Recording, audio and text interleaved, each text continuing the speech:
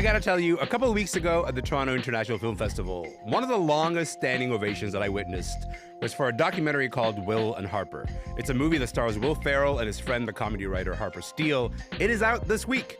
Today on the show, what Will and Harper gets right.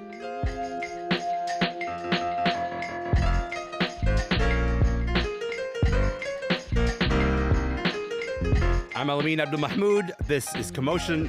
Look, for someone my age, not to age myself, but Will Ferrell is such a deeply familiar figure, such a fixture of comedy, because he's just been making me and people roughly my age laugh for such a long time. Like, this is someone who joined SNL, Saturday Night Live, in 1995. And the same week that he started SNL, Harper Steele was hired as a writer. The two of them became a force on that show. It was largely Harper's writing that helped get Will to fame, but also Will being so good at doing these sketches helped push Harper to head writer. After about 30 years of friendship, over the pandemic, Harper emailed Will with some big news. The email said, "Here's something you don't know about me. I'm a woman. I'm going to start transitioning. New name pending. Wait for it." Will invited her on a road trip across the United States so they could talk, so they explore Harper's new reality together. I want you to hear a bit of the trailer for Will and Harper. I love this country so much, I just don't know if it loves me back right now. Were you a little worried about how to talk to me when I came out to you? Yeah, probably a little nervous. There are no ground rules with friends, I'm telling you. I invite any friend of mine to ask me these questions. I am not afraid to talk about them. There's a question. Do you think you're a worse driver as a female driver? That's the dumbest. That is so... No, that is so... Zing! But I am. Woo! That is a bit of the trailer for the documentary Will and Harper. It comes out on Netflix this week. Niko, Stratis, and Mel Woods are both here to talk about it. Niko, Mel, it's nice to see both of you. Hello. Good morning. Hello. Okay, let's get into it. Mel, we've both seen the documentary. I think we were both at the same screening, if I'm not mistaken. We're very familiar with someone like Will Ferrell and his impact on comedy. Harper Steele, much less famous, but also very influential. Who is Harper Steele? Yeah, so like you said in the intro, she was hired at SNL around the same time as Will Ferrell and worked as a writer there for 13 years, from 1995 to 2008, including 4 of those years as a head writer. And, I think SNL, often the big faces like Will Ferrell, your Tina Fey, your Amy Poehler, those are the people who go famous. But the words that they're saying, the jokes that they're doing, they are written by people like Harper. And after she left SNL, she went on to do some work with Funny or Die. She wrote on that very funny and underrated Eurovision movie that Will Ferrell starred in 2020 that honestly not enough people appreciate. It's good. You think, oh, the Eurovision movie. No, it's like, it's good. And, I think that we see this in the documentary by their kind of extended friend group, that she's really like a key part of that kind of like coterie of comedians that really defined early 2000s comedy on SNL. And even though she was doing a lot more of the work behind the scenes, her voice and her sense of humor was a big guiding force to all of those various people kind of reaching the stardom that they did, chief among them being Will Ferrell. Yeah, there's as the documentary sort of progresses, it's not just Will Ferrell, right? Like, we see Will Forte, we see Seth Meyers, we see Tim Meadows, we see Tina Fey, we see Molly Shannon, like Kristen Wiig, but like the biggest names are also like pretty deeply involved also in Harper Steele's life. So like there's something to be said about the intimacy that she shares, not just with Will, but with everybody else in the SNL sort of world. But Niko, let's just go into the premise, right? Will and Harper are going on a road trip to sort of explore how their relationship is now, this new chapter of their friendship. What do their conversations on the road reveal about their friendship to you? I mean, it's a really sweet thing. I went into this not really sure. Like, I wasn't at the same screening as you. I watched it on my couch with my partner in a very different environment. But and I went into it with these preconceived notions of like almost distrust. Like, it's a thing that I almost like wanted to have, like a bit, like I went in with a bitterness almost in my throat about it. And it revealed this very sweet and tender relationship between the two of them that is like clearly based around comedy. They worked with each other in comedy for a long time, but there's a real strong connective tissue between the two of them wherein, they speak in jokes that like work between the two of them that wouldn't work between any other people. Like you get this sense of this closeness, and this closeness leads to Will Ferrell wanting to understand what his friend is going through because he doesn't understand. And I think the road trip angle actually really works for that, of like, two people being able to have a conversation outside of the forces of other people, and they can only sort of talk to and deal with each other in that respect. And it does reveal this like real tenderness and sweetness and, kind of clumsy awkwardness that is ultimately endearing.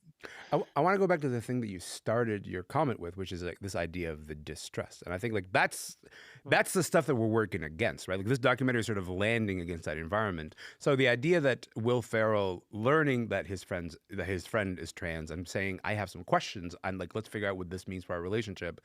The idea that you would go into that with some mistrust is interesting to me, because it suggests that there is a history of maybe coming out documentaries or framing coming out as a particularly bad thing. Do you want to talk a little bit about where that mistrust might come from? I mean, I think that the conversation around coming out is like, can be really easily sort of portrayed as this very simple act that like fixes everything, or it changes your life or whatever. And I think that is a flawed way of looking at it. I think coming out is a long and often difficult conversation, depending on who you are, where you live, and where you are in your life. What socioeconomic background you belong in. All of these things all factor into how that works. And I think it can be really easy to do a transition story where it's like, I came out and now I'm a woman and everything is great. And I think that's flawed. I think a better way of looking at it is, you have come out and you have acknowledged this truth about yourself.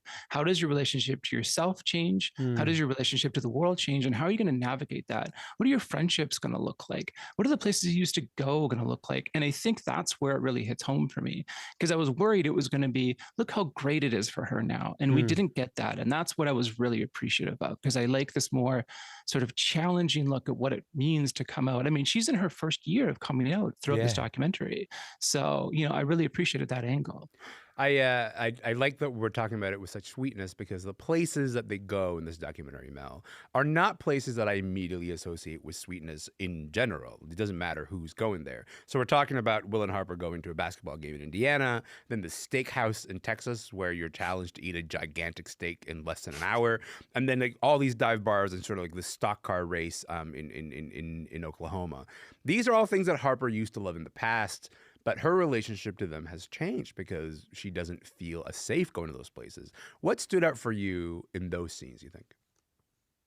Yeah, I think to Niko's point, that I think a lot of popular media suggests that, you transition and then you have this new life and you're off in this glamorous city being, this person. But transitioning is about taking the opportunity to live as the person you want to be, have always been, and kind of reconciling with the person that you've been up until that point, and the things that you love and the things that you're interested in. And you hear Harper in this film talk a lot about how much she loves going to these like anonymous places, and how much she loved road tripping across America. And road tripping across America as a presenting as a man versus presenting as a trans woman is a very vastly different experience. And so I'm really grateful that they, the film again dives into kind of the different nuances of those, coupled with having to grapple with getting an authentic experience in those spaces when you are with Will Ferrell, one of the more famous people out there.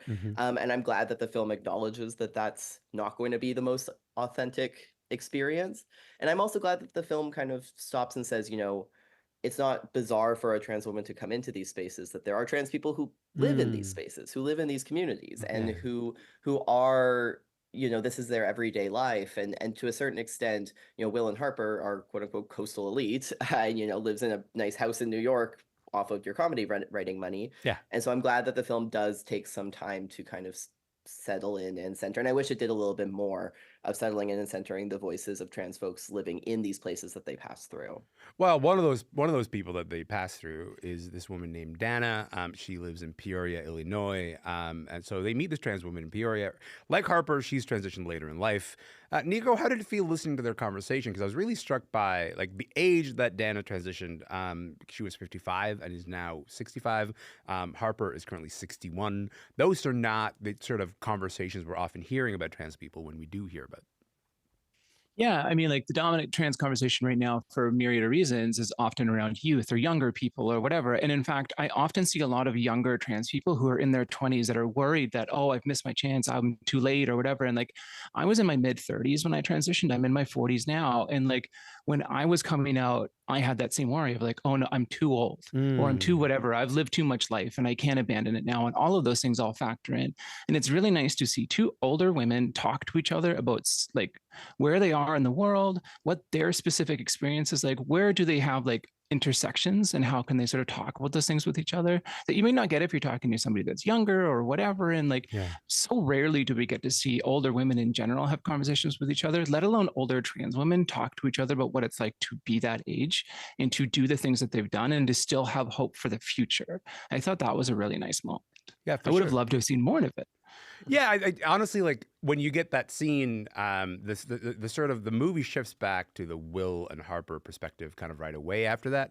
But it does sort of show you, I guess for me, like the movie's ethics, the movie's sort of intentions in terms of saying these are the voices we're also interested in you hearing from. Mel, there is like this stark contrast, and we keep sort of seeing it over and over and over in the film about the way that that Will and Harper sort of move through the world. How does the documentary sort of draw attention to the difference between the two of them? Yeah, I mean, I think there's that very funny scene in Las Vegas where Will Ferrell tries to put on a disguise so that they can go out to a normal dinner and is unable to do that. Yeah. But you know, for that reason, I appreciate the moments where Harper kind of asks to go into a space alone, takes a space and says, you know, I really loved the scene of her going thrift shopping in Vegas and kind of, you know, picking things out and having the associate help her out with picking all these things out. And again, that I think that that's so reflective of actual experience. And what I appreciate the role that Will Ferrell plays in this film is being that kind of ally surrogate. You know, to Niko's point near the top, I said, you know, I also went to this film with a lot of skepticism because it's like, ooh, trans story that's all about how the friend is such a good ally. That's what we need right now. But in certain ways, sometimes that's kind of what we need right now, or a certain audience needs that right now as a role model to how to be a good person to the trans loved ones in their lives and how to ask questions in safe ways and how to navigate these relationships and make peace with, you know, the getting things wrong or the guilt or you know, unpacking their uncomfortable feelings. It's kind of nice to have somebody kind of modeling that you can then point to, you know, to a nice, well-meaning but maybe not all the way there ally to model how to have these conversations with their loved ones. And so I'm glad that we see that contrast and that we kind of sit in that contrast and we sit in kind of Will Ferrell's discomfort with some of that contrast because I think it is a very, I hate to use the phrase teachable moment because not everything about trans people has to be a teachable moment, but I think that this film is built to be that in a positive way. Yeah, I think like the idea of needing to have a teachable moment feels sometimes sort of derogatory in a way, but Will Ferrell has a way of cutting through that in a really disarming way in this film. I think like he is sort of this like, I'm a bit of a bumbling idiot. I'm going to ask some questions that maybe I shouldn't ask. But for me, as I watch this documentary, there is a warmth in the dynamic between the two of them. And there's a sort of like a reestablishment of intimacy between the two of them that feels organic, that feels like you're like, no, I know your question is dumb, but also I'm happy to answer it because you're my friend and I care about you. And that's sort of, that to me felt like the engine of the whole documentary. But we should say, like Niko, I got maybe a minute left here. Will Ferrell is this comedy icon. Harper Steele is a former head writer of SNL. Those two people have played a major role in shaping just like our sense of humor as a culture. What do you make of these two making this heartfelt film about this friendship and about being trans at a time when comedians are all, you know, fervently sort of defending their right to make transphobic jokes? Because that's the environment that this film is sort of landing in.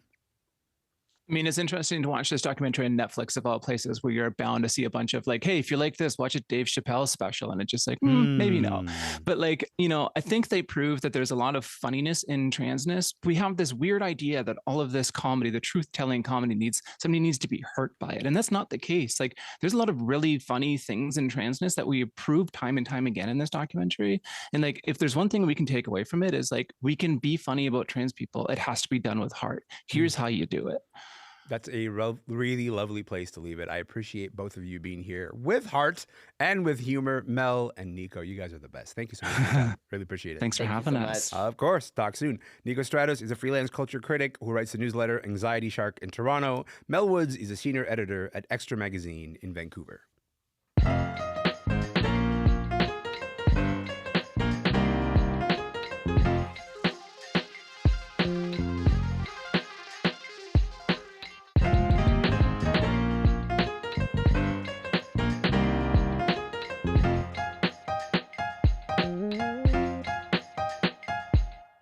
I'm Elamin Abdul Mahmoud. This is Commotion. Honestly, it is not often that a book release becomes an event, but Sally Rooney's latest novel, Intermezzo, is generating an incredible amount of conversation.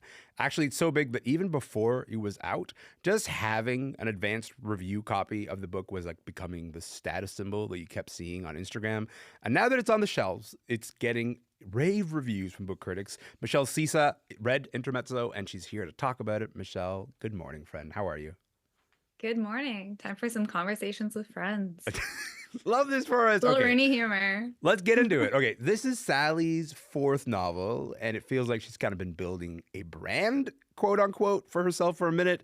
That we know we sort of getting that we know sort of what we're getting when we pick up a Sally Rooney novel. Talk to us about what a Sally Rooney book is. I mean, a Sally Rooney book is like a very specific thing. It has like a lot of really recognizable qualities. So, I mean, there's like minimal plot in a Sally Rooney book. It's really about the characters who are these like, very intelligent, often pretty sad, and like really hot young Irish people. Yeah. They're all hot. Sad, hot Irish And- people. Yes. And in every book, the characters are falling in love with someone who like maybe doesn't seem like they're quite right for them. They're like different in some ways, but they just have this magnetic attraction. And then the key feature of a Sally Rooney book is, the characters have a lot of sex. Yeah. And there's some other themes that she gets into. There's like some light Marxism. There's class resentment. There's, people going for long walks in Dublin and like arguing and debating. Sally Rooney was a college debater, the best college debater when she was doing the sport. So people love to argue in her books. And now we got a new one. We got the fourth novel. First of all, Intermezzo or Intermezzo? It's Intermezzo, right? People have been saying Intermezzo, and I'm going to go with that. I'm going to go with I'm that not an also. authority. Okay, you reviewed it. Tell me what you think of this novel. I mean, I liked it. I like all of her books. Like, I think the reason Sally Rooney is so popular is she's an amazing writer. Yeah. But I didn't think it was perfect. I mean, I feel like Some it's her reviewers have been first said book. that, right? Some reviewers are like, it's an utterly perfect book, which feels. Listen, I understand the desire to sort of elevate an author, but also, oh my God, utterly perfect is like it's quite a thing to say about a book. It is. It feels like it's abdicating the role of critic a little bit. And I also I don't know that this is a totally perfect book. It's a really readable book. It's like, it's beautiful, like all of her books. It's the first book that's like overly focused on specifically on the male perspective. She has male characters in her other books, but this one is about two brothers. So she's really inhabiting their consciousness, and she does some different things with her technique in this one. So the book mostly alternates between the brothers' perspectives, and one of them is like drunk and on Xanax a lot. So his thoughts are like very fragmented, and she has like a very kind of experimental style there, which is interesting to read. And I think it works really well for like establishing very different tones in those sections. But, something that, because she returns to the same themes all the time, like she's always sort of expanding on her interests in relationships and love and morality, you start to notice things in her work, I think, that would be maybe less obvious if she wasn't such a consistent writer in her themes. Yeah. And a big one in this book, if we can talk about sex this morning. Get into it. Everyone in this book is having like Hollywood sex. It's like, she's really praised for being a super realistic writer who writes like very true to life dialogue, very authentic depictions of how like millennials speak and talk and interact. But everyone in this book is having the kind of like soft focus, instantly perfect sexual connection that you really only see in Hollywood movies. And it really stretches credibility at times in the book for the reader's experience as the reader. Yeah. One character, one of the brothers' love interests, is just this like super hot 22-year-old sex pot who like has no cares in the world. She's just like naked and carefree all the time. As like a two-dimensional sort of representation. Yeah, it's kind of like a manic pixie dream girl in a Sally Rooney book. That part didn't totally work for me.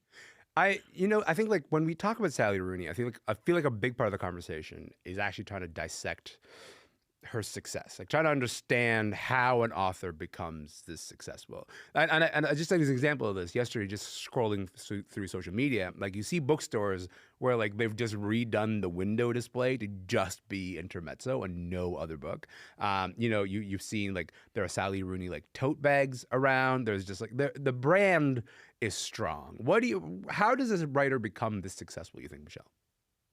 I mean, I think it's hard to do. That's why like very few authors have done it. Yeah. But I do think there's a key to Sally Rooney's success. This is my theory, is I'm ready. her books they're romances, which is like an incredibly popular genre. Yeah. They're definitely smart people romances. Like she's a very brilliant writer. She has like this wonderful kind of economy of style where all the sentences are like super packed with meaning and sentiment and insight, but they flow really well. Like, you know, I said it before, but she's a former debater. Her skill is like creating flow and creating these compelling arguments. And so you really get carried along when you're reading her books. Like they're super bingeable. And the characters in them are the premise of the romances in her books, I think, are the kinds of things you would, you know, see in a movie. Like Normal People is probably her most well-read book. And it's about like a secretly sensitive jock who's really popular, and he falls in love with this weird misfit, and they like don't seem like they should be attracted to each other, but they are. Like that's a story that people always love to read. And there's the sexy element, like that's very commercial. But because she's such a smart writer, I think her books work on multiple levels. You can read them if you want to read like a really moving romance. You can read them for like the little hints of philosophy and kind of like anti-capitalist critiques that she seeds in there. You know, this isn't to sound like a hater. I think this is like an incredible skill, but she's just like writing smart people beach reads, which is why smart people beach reads is a great description. Like just that phrase, I love that that idea. But also, to me, like there's a growing gap. There's a growing gap between how we talk about Sally Rooney and how Sally Rooney seems to want to talk about herself, because she does keep returning to these capitalist critiques, these explicitly Marxist critiques, and sometimes in her novels and in her work. You know, when she publishes like op-eds, they're like, you know, she's writing about Free Palestine, and otherwise she's like not at all a public sort of figure.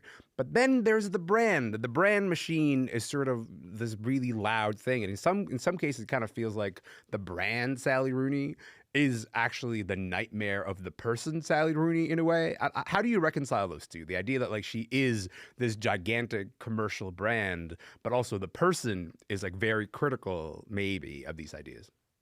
Yeah, I mean, I think that's totally accurate for what she said about herself. Like she's very explicitly critical of capitalism, and she said, you know, in interviews that the sort of fame machine takes an author or another kind of artist, and it tries to maximize the value of that person by creating like a whole commercial enterprise around them. So she's a writer, but she can see that there's a desire to like turn her into this big industry. And she does resist that. Like I think, you know, her criticisms of that are really embodied in her conduct otherwise. Like she's pretty sparing in her media interviews. She will write these really searing and powerful essays about issues like Palestine or abortion rights in Ireland. But you know, you'll never see her like on Instagram doing sponsored content or like guest starring on a Gossip Girl reboot. Like she doesn't do stuff like that.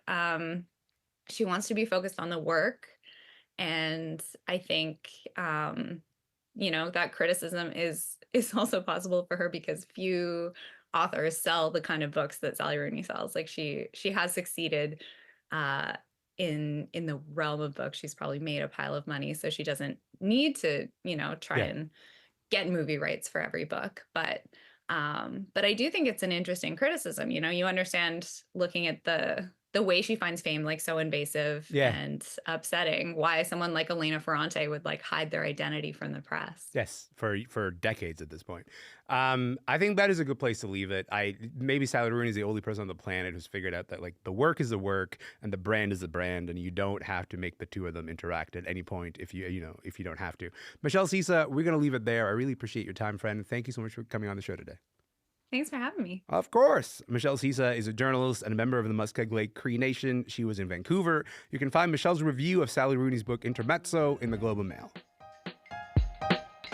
That is it for the show today. Look, you can find us on Instagram. We are at Commotion CBC. My name is Elamin Abdul Mahmoud. This show is called Commotion. We are going to be back tomorrow. I'll see you then.